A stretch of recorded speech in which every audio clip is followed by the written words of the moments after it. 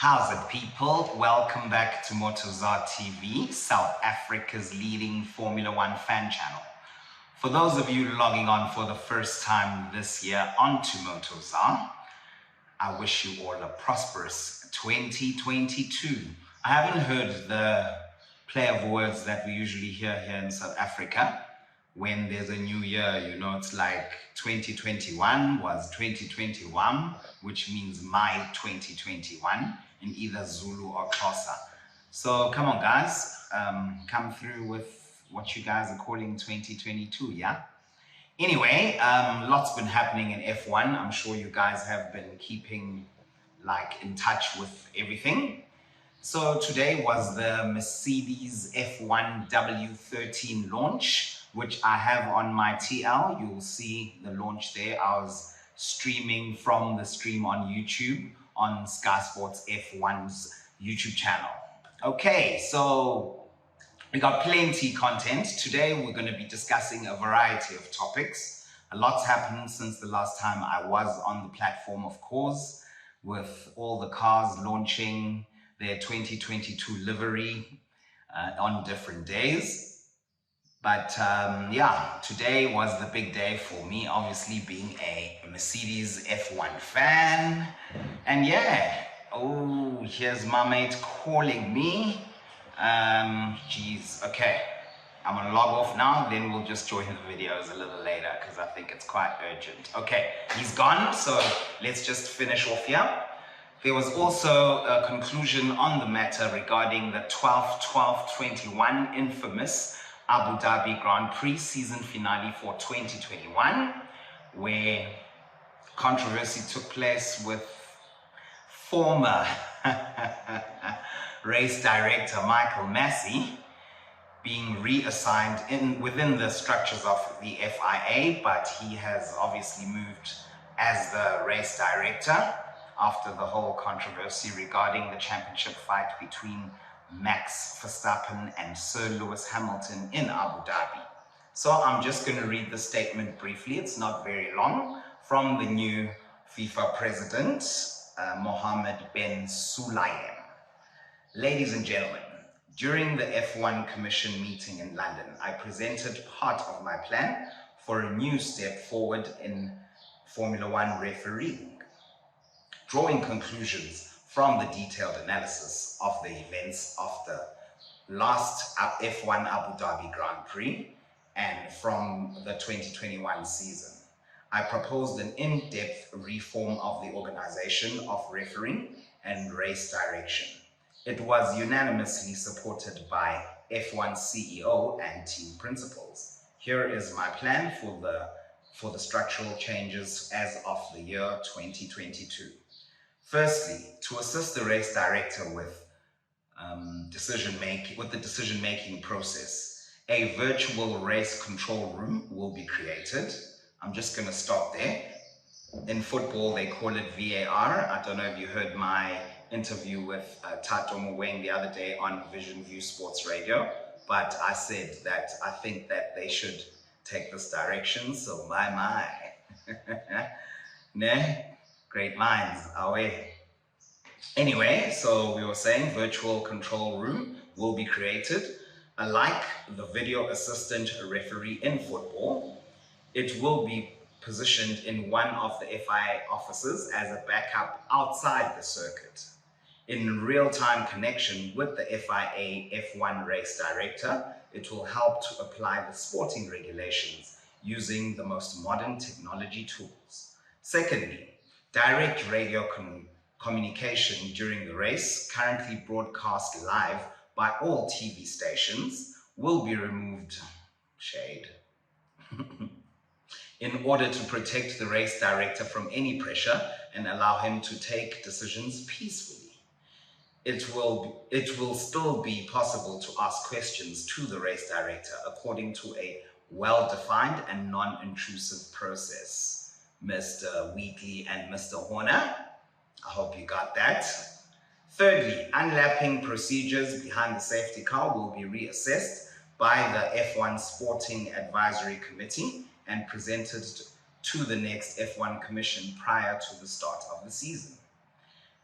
And finally, I would like to inform you that a new race management team will be put in place starting in Barcelona for the test session. Niels Wittisch and Eduardo Freitas will act alternatively as race director, assisted by Herbie Blash as a permanent senior advisor. Michael Masi, who accomplished a very challenging job for 3 years as F1 race director following the death of Charlie Whiting, will be offered a new position in the FIA. I presented this complete plan to the members of the World Motorsport Council and the Senate, who gave their full support. Surprise, surprise. With this plan, FIA opens the way for a new step forward in Formula One refereeing. Without referees, there is no sport. Respect and support of the referees is in the essence of the FIA.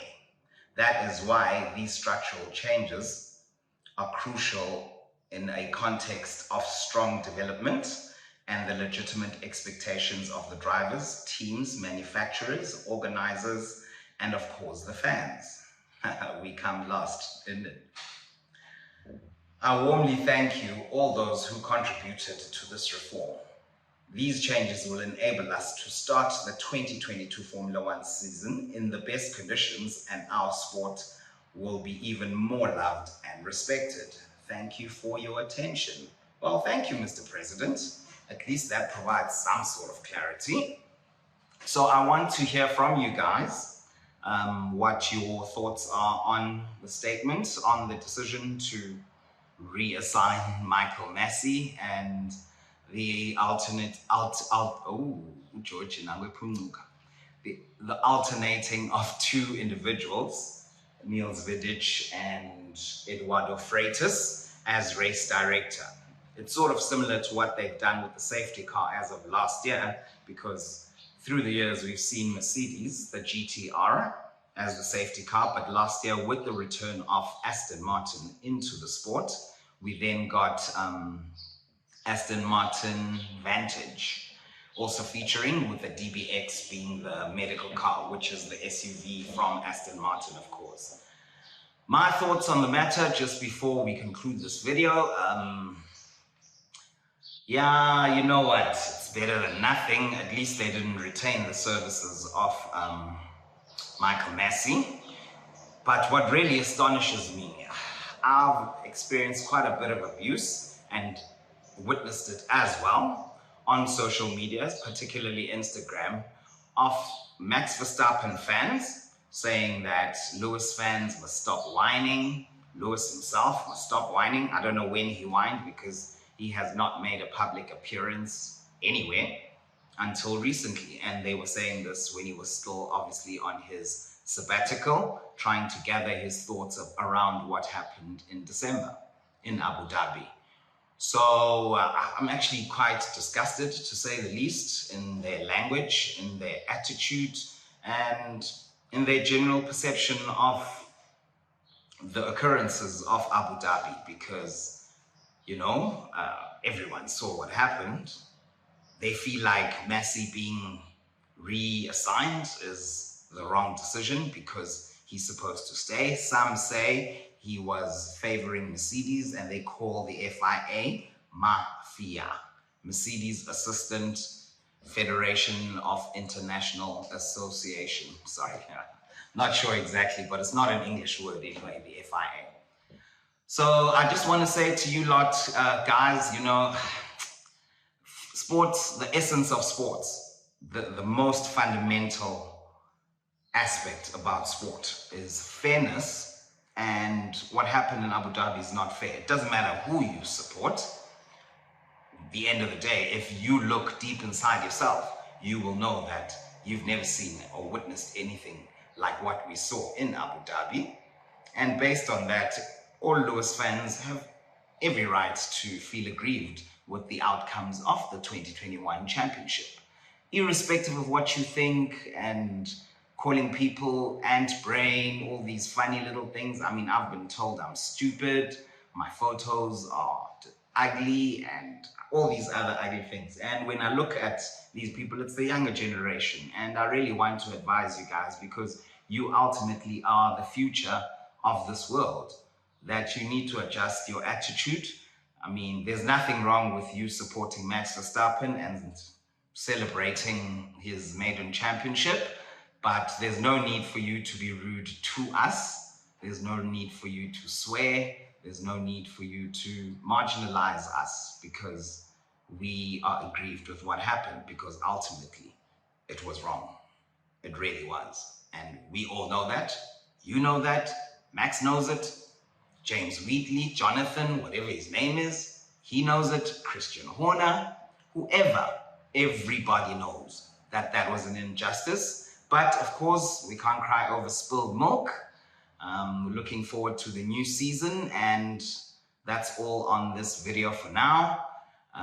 So far, I'd like to hear from you lot which livery you are most impressed with. For me personally, I think the Williams is number 1, Ferrari number 2, and Haas is number 3. I'd be biased if I said Mercedes, because it wasn't love at first sight, but the car does look amazing with the silver livery retained after a 2-year absence. Of course, Mercedes, supporting Black Lives Matter, turned their car and all their regalia, race suits, even helmets to black, as to show support to the Black Lives Matter movement and to obviously their black driver Lewis Hamilton, which I commend the team for doing, especially since they retained it over 2 seasons. But now they've gone back to their original spec, which is the silver arrows, and I think it looks amazing. It's got an ice white, pearl white vibe to it.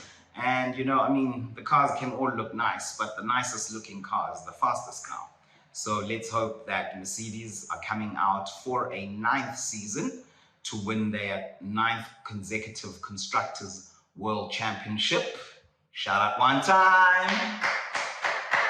We'll be rooting for them, and yeah, basically this season you can call this channel MotoZa TV the Formula One biased show, because wow, we're going to be scrutinizing everything that is being done and decisions made by the FIA, the race stewards, and everyone.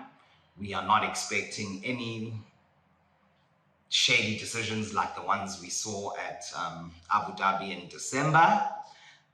I've never heard of these 2 gentlemen, that Niels Wittich and Eduardo Freitas. I've never heard of them, but I understand that they've got a long history in race direction in other formulas of the sport. So that's it from me right now, the F1 vlogger Ulu Fefe Mayegiso. Shout out one time.